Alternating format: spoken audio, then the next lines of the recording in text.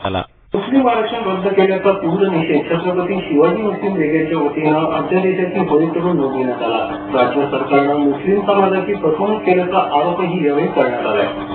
मुस्लिम समाजाला देण्यात आलेल्या 5% आरक्षणाबाबतचा अध्यादेशाची मुदत संपल्यानं राज्य सरकारनं आरक्षण रद्द करण्यात आल्याचा नवीन अध्यादेश काढलाय। या प्रकारामुळे राज्य सरकारकडून मुस्लिम समाजाची फसवणूकच झाल्याचा आरोप करत या निर्णयाचा छत्रपती शिवाजी मुस्लिम ब्रिगेडच्या वतीनं निषेध करण्यात आलाय। तसेच आरक्षण रद्द केल्यासंबंधीचा राज्य सरकारच्या अध्यादेशाची यावेळी होळी करण्यात आली आहे। सोमवारी दिनांक 2 एप्रिल रोजी मुस्लिम आरक्षणाबद्दलचा अध्यादेशाची मुदत संपल्यानं आरक्षण रद्द करण्यात आल्याचा नवीन अध्यादेश काढण्यात आला। राज्य सरकारच्या या कृतीचा छत्रपती शिवाजी ब्रिगेडच्या वतीनं जुन्या नाशकातील चौक मंडई परिसरात शासनाचा निषेध करण्यात आला।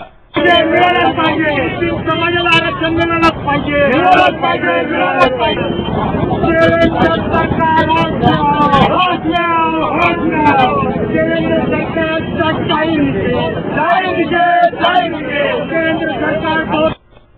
तसेच राज्य सरकारच्या अध्यादेशाची होळी करत सरकारच्या निर्णयाविरोधात घोषणाबाजी देखील करण्यात आली।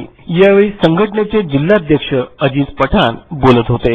सरकारच्या कार्यकाळात मराठा समाजाला 16% व मुस्लिम समाजाला 5% आरक्षण देण्याची भूमिका आघाडी सरकारने घेतली होती, परंतु कायदेशीर अडचणीमुळे मराठा आरक्षण हे हायकोर्टामध्ये स्टे मिळाला।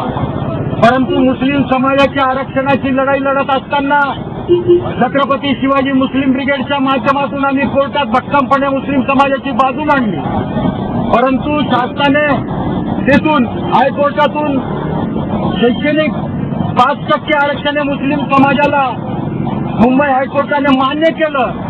परंतु हे जातीवादी शासन, हे फडणवीस सरकार यांनी विधानसभेच्या हिवाळी अधिवेशनामध्ये मुस्लिम समाजाच्या आरक्षणाचं बिल पास केलं नाही आणि ते तसंच बिचकता रोवून ठेवलं आणि त्याच्यावर कडी करण्याचा प्रयत्न हा केला की कोर्टाने आदेश दिलेला असून सुद्धा 2 मार्च रोजी फडणवीस सरकारने एक अध्यादेश काढून मुस्लिम आरक्षणाला रद्द करण्याची भूमिका घेतलेली आहे।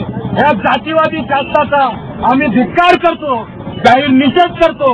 या प्रसंगी शहराध्यक्ष मुश्ताक शेख, संभाजी ब्रिगेडचे शहराध्यक्ष नितीन रोठे पाटील, जमील जानोरकर, तुषार अंबोरे, अजर शेख, इस्माईल खान आदी उपस्थित होते।